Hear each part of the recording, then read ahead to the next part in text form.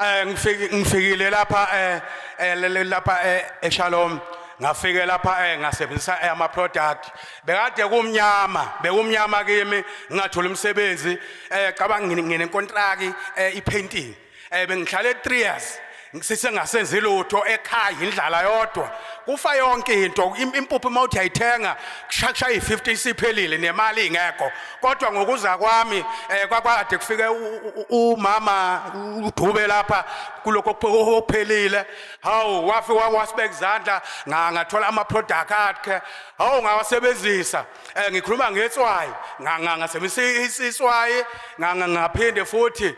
ngasebenzisa amanzi manje angisashoti ngetoho lami ngiyalithola itoho kube khona ameni bazalwane ngempela asilandeleni lengilosi kababa uNdlovu amen hayi ikhulumile indoda enkulu anti amen uthini umuntu omdala uthi ufike la mina bengekho bekunomadubu unkosikazi wami uthi wababeka izandla wabanikeza ama product izinto bezibheda kuyindlala yodwa ekhaya kodwa ubuya kuzobonga uthi sezivulekile i-testimony yami ngathi ngise Friday qala ngathola imali engango 300 rand phansi ngase police station eyesibili ngathi ngiphalaza ngathola nayi lokhu ngala le ngathi mina ungathi izintambo lezi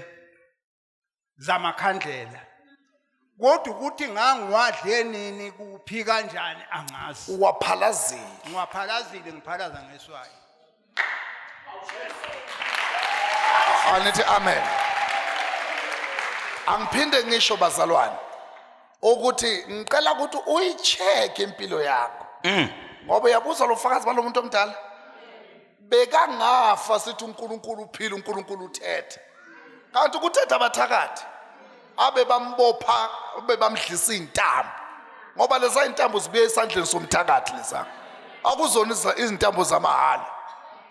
uma ngazana iphakamela impilo waye office namanje ngabe yagula nangu ngizobonga kubaba uNdlovu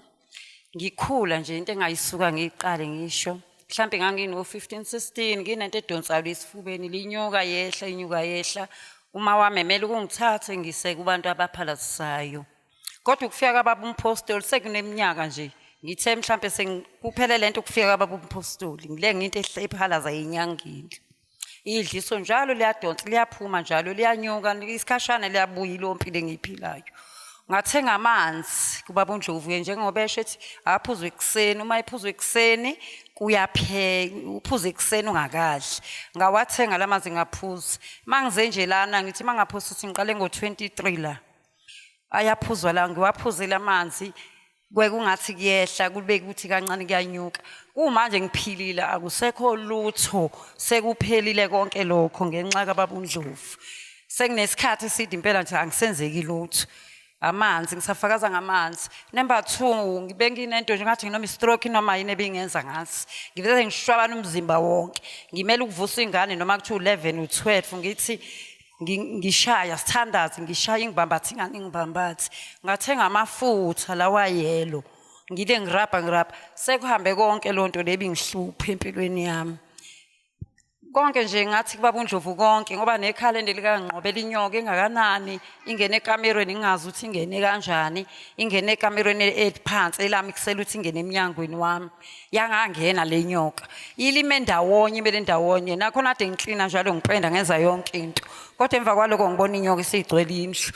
yashawa lenyaka ubone kwagitshelwa phezulu kwamafridge ngendlela enkulu ngayo yashawa yafa ilime njani ndawonye ngiyabonga abamdlovu uqhubeke njalo nakabanye nabangaka ngikhuthaza abangakaboni basazobona uNkulunkulu khona ngiyabonga eSharon